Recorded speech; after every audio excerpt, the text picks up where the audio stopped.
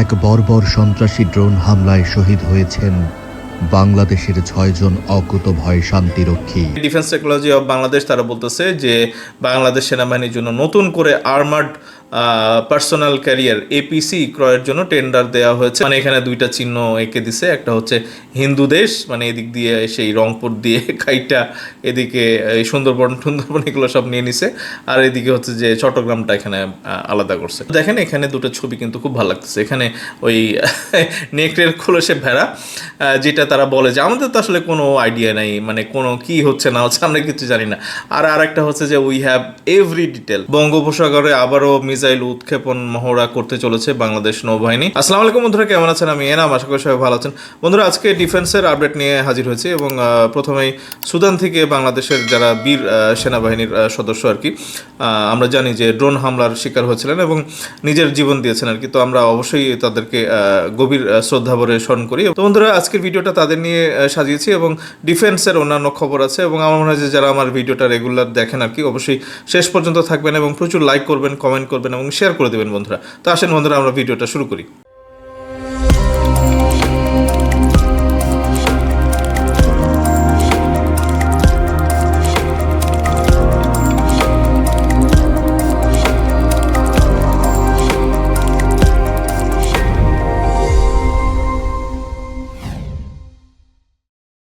তো বন্ধুরা, প্রথমে যে খবরটা থাকতেছে সেটা হচ্ছে যে ডিফেন্স রিসার্চ ফোরাম ডিআরএফ, তো তারা 23 ঘন্টা আগে এরকম একটা খবর দিয়েছে যে বঙ্গোপসাগরে আবারও মিসাইল উৎক্ষেপণ মহড়া করতে চলেছে বাংলাদেশ নৌবাহিনী।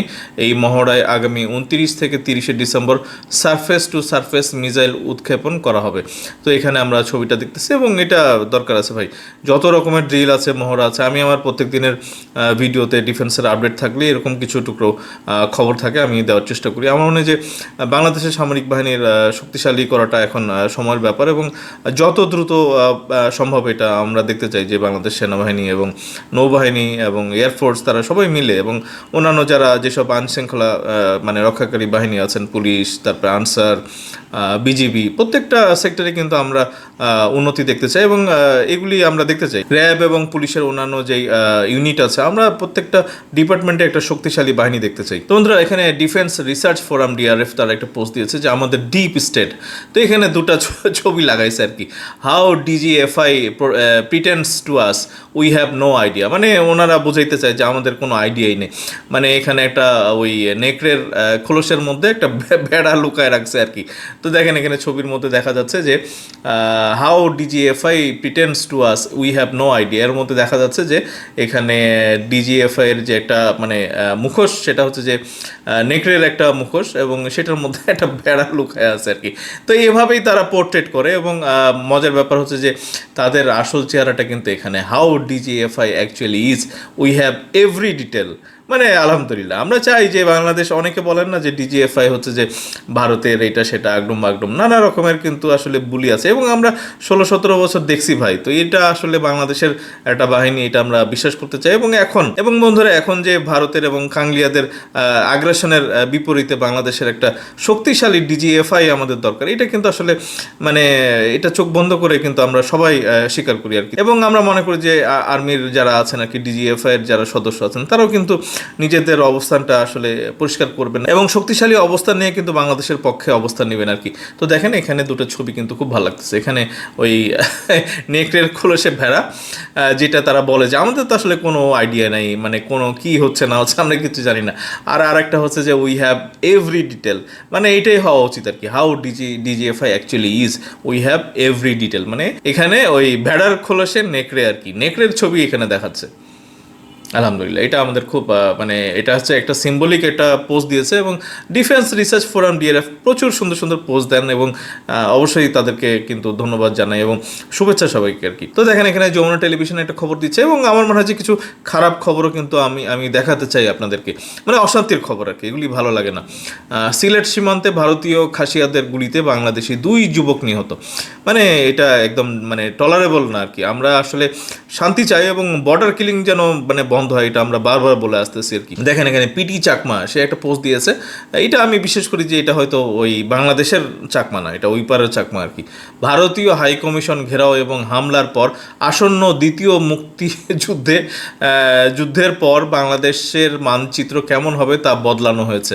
মানে এখানে দুইটা চিহ্ন এঁকে দিছে, একটা হচ্ছে হিন্দু দেশ, মানে এদিক দিয়ে সেই রংপুর দিয়ে কাইটা এদিকে এই সুন্দরবন এগুলো সব নিয়ে নিছে, আর এদিকে হচ্ছে যে চট্টগ্রামটা এখানে আলাদা করছে। তো আইস ভাই, তোরা আইস এগুলি কাটাকাটি করতে, ঢাকার মধ্যে আইসে এগুলি করিস, এগুলি ভালো লাগবে আর কি। তো দেখেন এখানে কালবেলা বলতেছে যে পূজা উদযাপন পরিষদের প্রতিবাদ, ময়মনসিংহে যুবককে পিটিয়ে হত্যায় পূজা উদযাপন পরিষদের প্রতিবাদ।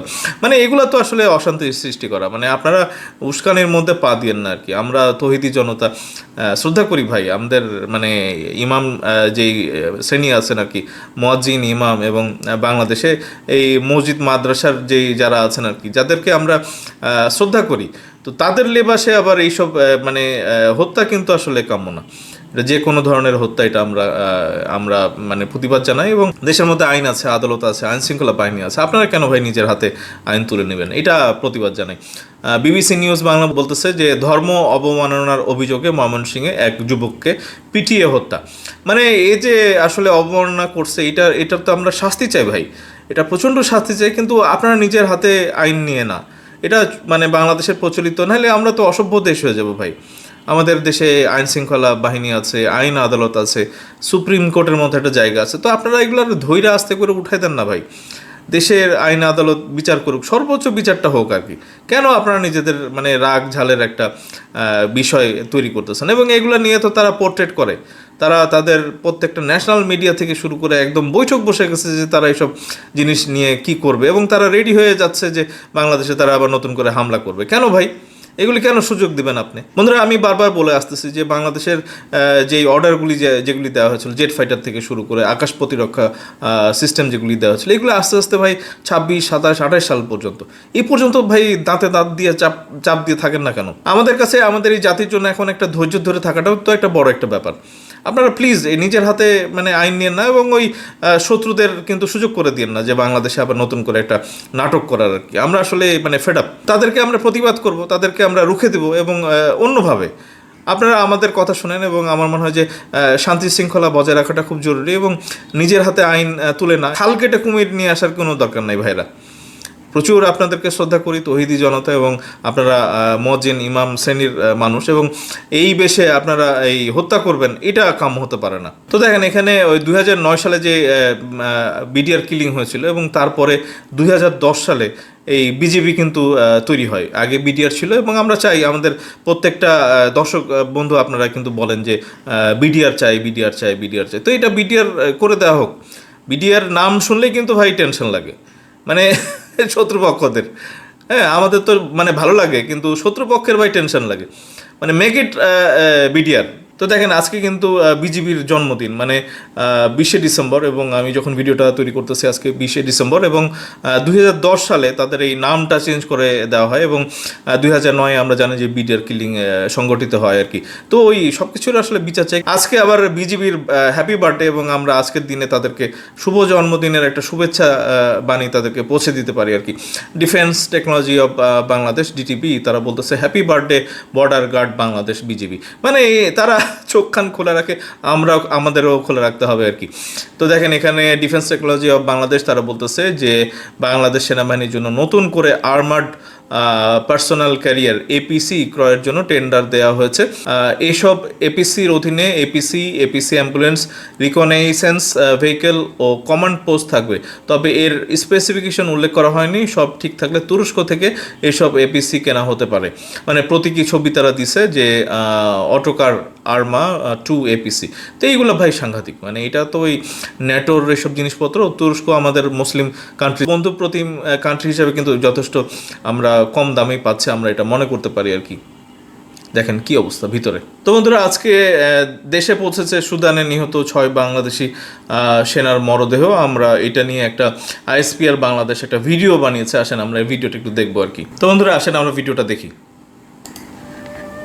বিশ্ব শান্তির বেদিতে সেনাবাহিনীর আত্মত্যাগ ও বীরত্বের মহাকাব্য। বিশ্ব শান্তির জন্য জীবন উৎসর্গ, এটা কোনো গল্প নয়, এটা বাংলাদেশের ইতিহাস। সুদানের আবেই এলাকায় জাতিসংঘ শান্তিরক্ষা মিশনে এক বর্বর সন্ত্রাসী ড্রোন হামলায় শহীদ হয়েছেন বাংলাদেশের 6 জন অকুতোভয় শান্তিরক্ষী। কর্পোরাল মোহাম্মদ মাসুদ রানা, সৈনিক মোহাম্মদ মমিনুল ইসলাম, সৈনিক শামীম রেজা, সৈনিক Shanto Mondal, mess waiter Mohammad Jahangir Alam, laundry কর্মচারী মোহাম্মদ সবুজ মিয়া। এই বীর সন্তানদের নিথর মরদেহ ফিরে আসছে প্রিয় মাতৃভূমিতে। রাষ্ট্রীয় মর্যাদায় গভীর শ্রদ্ধা ও অশ্রুসিক্ত সম্মানে সম্পন্ন হবে তাদের অন্ত্যেষ্টিক্রিয়া। এই হামলায় আহত হন আরও 8 জন বাংলাদেশি শান্তিরক্ষী। তারা সবাই মানবতার অগ্রসেনা। এই রক্ত কোনো পরাজয়ের নয়, এই রক্ত বিশ্ব শান্তির প্রতিজ্ঞা। নীল হেলমেটের মর্যাদা রক্ষায় বাংলাদেশ সেনাবাহিনী রুয়ান্ডা, বসনিয়া, সোমালিয়া থেকে সুদান সবখানে শান্তির পতাকা উড়িয়ে চলেছে। আজও বিশ্বের অশান্ত মানচিত্রে বাংলাদেশ মানেই ভরসা, পেশাদারিত্ব, মানবিকতা। শহীদ 6 শান্তিরক্ষীর আত্মত্যাগ শুধু একটি শোক বার্তা নয়, এটি বিশ্বের কাছে বাংলাদেশের অঙ্গীকার। শান্তির পথে বাংলাদেশ কখনো পিছু হটে না। স্যালুট। তো বন্ধুরা, সামরিক বাহিনীর এই 6 জন বীর যারা সদস্য আছেন তাদেরকে আমরা স্যালুট জানাই এবং তাদেরকে গভীরভাবে শ্রদ্ধা জানাই আর কি। ওপারে আল্লাহ তাআলা তাদের সবাইকে জান্নাতুল ফেরদৌস দান করেন, আমিন। তো বন্ধুরা, ভিডিওটা এই পর্যন্তই। আমার মনে হয় যে এতক্ষণ যারা সাথে ছিলেন সবাইকে ধন্যবাদ জানাই, এবং যারা আমার চ্যানেলে নতুন আছেন এবং পুরনো যারা আছেন আর কি, সবার জন্য একটা ইনফরমেশন শেয়ার করবো। সেটা হচ্ছে যে বন্ধুরা, প্রচুর আপনারা ডিফেন্সের খবর নিয়ে ভিডিও চান, এবং আমি একটা পোস্ট দিয়েছিলাম, পোল দিয়েছিলাম, এবং সেখানে প্রায় 65% 70% মানুষ কিন্তু বলেছেন যে আপনারা ডিফেন্স রিলেটেড মানে ভিডিও চান আর কি।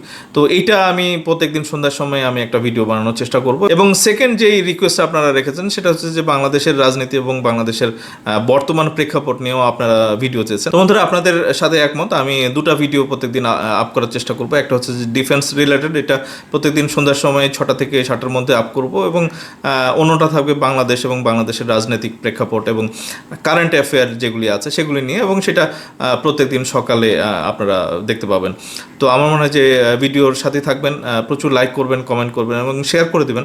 এবং মতের বিরুদ্ধে হলে ভাই ডিসলাইক করার দরকার নেই। ডিসলাইক করলে আমার নতুন চ্যানেল, মানে আপনারা জানেন যে কাংলিয়ার বিরুদ্ধে কিন্তু আমরা যোদ্ধা, কিন্তু আপনারা হয়তো প্রত্যেকেই একটা রাজনৈতিক আদর্শের মানুষ, অনেক সময় মিলবে না। তো এইটা ডিসলাইক করলে যেটা হয় সেটা হচ্ছে যে বাংলাদেশপন্থী একটা মানুষের মানে কথা বলার একটা প্ল্যাটফর্মের রিচ ডাউন হয়ে যায় আর কি। তো এইটা আমরা না করি। যারা বাংলাদেশপন্থী, আমরা মনে করি যে প্রত্যেক যতগুলি রাজনৈতিক দল আছে, যতগুলি রাজনৈতিক দলের নেতা কর্মী, তারপরে হচ্ছে যে সমর্থক যারা আছে, প্রত্যেকেই কিন্তু আমরা ওই কাংলিয়াদের বিপক্ষে আর কি।